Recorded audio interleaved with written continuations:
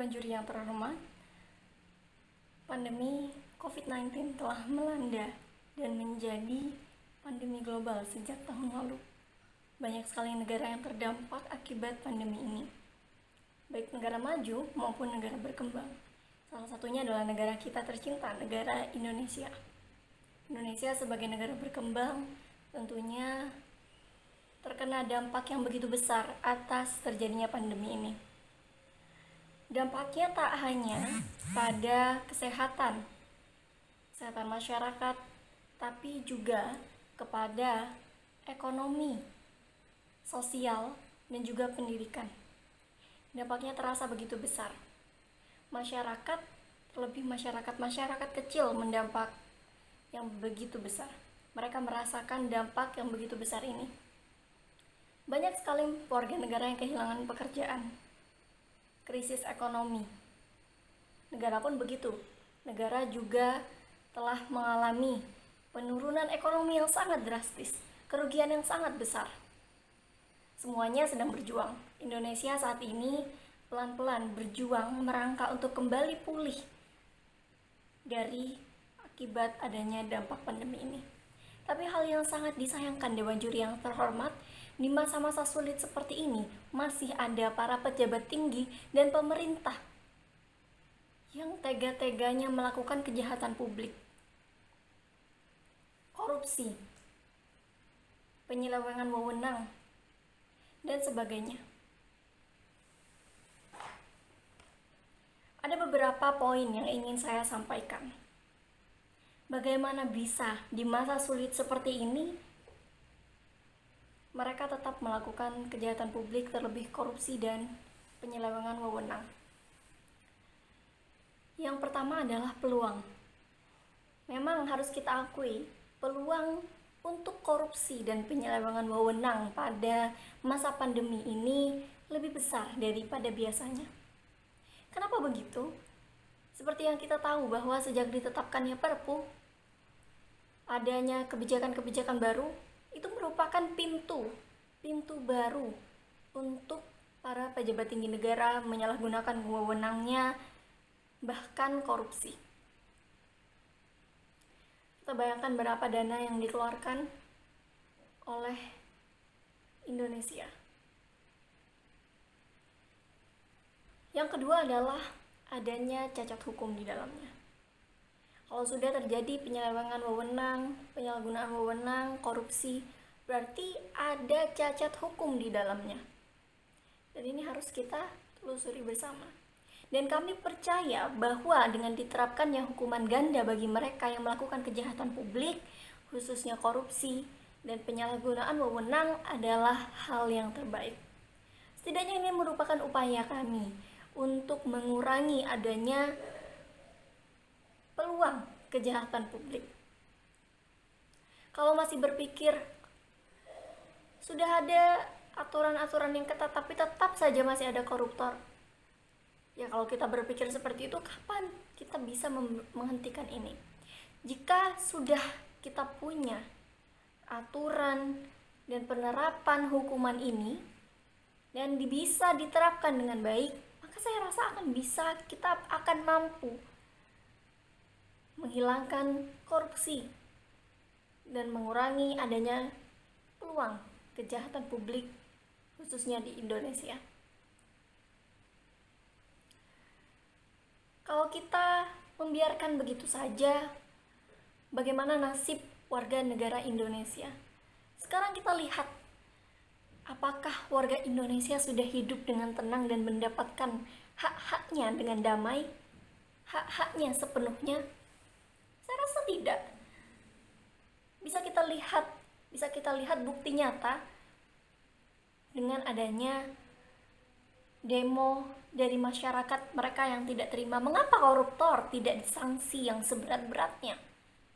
Mengapa koruptor masih dilepaskan begitu saja? Salah satunya di sosial media. Kita tidak usah melihat ke demo ya. Di sosial media kerap kali warga negara menyampaikan keluh kesahnya. Lalu apakah pemerintah akan diam saja? Tentu tidak. Salah satu upaya yang akan kami lakukan dan kami percaya akan efektif adalah diterapkannya hukuman ganda.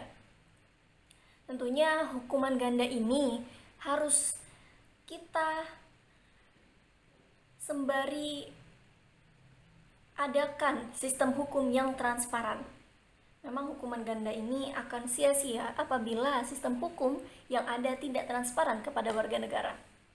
Jadi, hukuman ganda diterapkan bersamaan dengan sistem hukum yang transparan, maka saya rasa semuanya akan lebih baik. Misal koruptor, kita terapkan hukuman seumur hidup atau dengan membayar denda dan mengembalikan sepenuhnya uang yang sudah dikorupsi. Upaya-upaya ini setidaknya bisa mengurangi. Dan tentunya pemerintah yang ada di dalamnya tidak boleh menyepelekan hal ini dan harus bisa bekerja sama. Kesejahteraan masyarakat merupakan yang utama dalam suatu negara. Terlebih di masa pandemi ini, saya rasa kita semua sudah tahu bagaimana sulitnya pemerintah untuk bangkit kembali, untuk mendongkrak kembali perekonomian, bagaimana sulitnya warga negaranya untuk sekedar mencari sesuap nasi. Maka diperlukan kerjasama. Kita harus menghentikan adanya kejahatan publik dengan salah satunya memberikan hukuman ganda kepada mereka yang melakukan kejahatan publik. Setidaknya tak hanya mengurangi, tapi juga membuat masyarakat merasa aman dan nyaman dengan ada aturan pemerintah yang tegas. Jangan sampai warga negara kita kesusahan, tapi uang yang seharusnya dibuat untuk memfasilitasi mereka malah dikorupsi. Sekian yang bisa saya sampaikan. Terima kasih. Assalamualaikum warahmatullahi wabarakatuh. Perkenalkan, nama saya Alia Maharani dari Universitas Muhammadiyah Yogyakarta. Saya bertindak sebagai tim Opening Government pembicara kedua.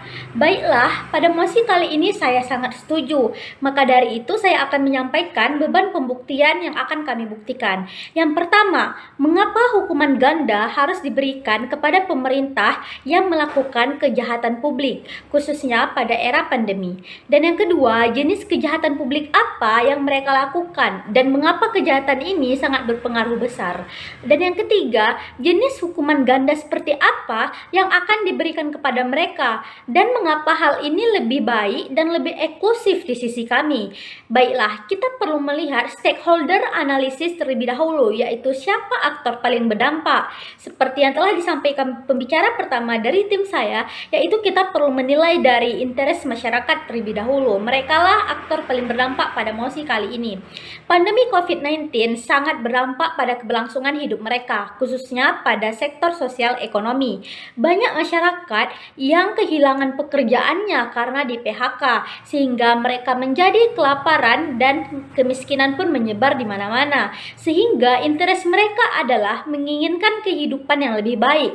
Kebutuhan dasar mereka harus terjamin, yaitu terkait makanan, pekerjaan, tempat tinggal, dan lain sebagainya. Oleh sebab itu, tanggung jawab pemerintah sebagai pemangku kepentingan adalah yang pertama, mengeluarkan berbagai kebijakan yang akan menanggulangi dampak sosial dan ekonomi akibat pandemi ini, dan yang kedua, menerapkan atau menggunakan peraturan atau hukuman terhadap orang-orang yang dapat merusak stabilitas kehidupan berbangsa dan bernegara. Maka dari itu, untuk beban pembuktian kami yang pertama, penjelasan lebih detailnya adalah yang pertama, pemerintah merupakan orang yang sangat dipercaya oleh masyarakat. Mereka adalah sebagai representasi dari rakyat. Contohnya adalah DPR. DPR dipilih melalui sistem perwakilan, sehingga itu membuat mereka diberikan public trust pada rakyat. Tetapi ketika adanya penyelewengan atau kejahatan publik yang terjadi, maka sangat wajar publik atau masyarakat merasa marah dan kecewa kepada mereka. Sehingga ini harus dipertanggungjawabkan. Dan yang kedua, mengapa harus pada situasi pandemi hukuman ini diterapkan. Seperti saya katakan tadi bahwa situasi pandemi ini hidup semua orang itu serba susah, yang dimana akibat kebijakan pemerintah yang pertama lockdown, PSBB, PPKM dan lain sebagainya, sehingga aktivitas masyarakat menjadi terbatas. Ketika mereka ingin mencari pekerjaan untuk memenuhi kehidupan hidup mereka, itu tidak dapat terjalankan dengan baik. Maka siapapun orang-orang yang memanfaatkan kondisi ini untuk kesenangan pribadinya dengan melakukan tindakan kejahatan yang berdampak pada publik atau berdampak luas bagi masyarakat, wajib dihukum seberat-beratnya dan wajib untuk dilipat gandakan. Baiklah, contoh kasusnya kita lihat pada kasus korupsi yang dilakukan oleh Menteri Sosial Juliari Peter Batubara terkait dana bantuan sosial kepada masyarakat terdampak pandemi COVID, dan hukuman yang ia dapatkan hanya divonis 12 tahun penjara, denda 500 juta dan membayar uang pengganti. Namun Dewan Juri terhormat, kami percaya hukuman yang ia dapatkan tersebut sangat tidak setimpal dengan dampak yang ia berikan kepada masyarakat, dan harus ada hukuman ganda yang lebih berat. Kenapa saya mengatakan seperti itu? Karena dampak dari korupsi bansos tersebut sangat mengganggu atau merusak perekonomian masyarakat. Karena banyak dari mereka kesulitan makan, terutamanya kesulitan mendapatkan makanan pokok. Yang dimana pasalnya isi kantong bansos tersebut sebenarnya cukup untuk memenuhi kebutuhan keluarga mereka selama 2 pekan dengan 4 orang anggota keluarga.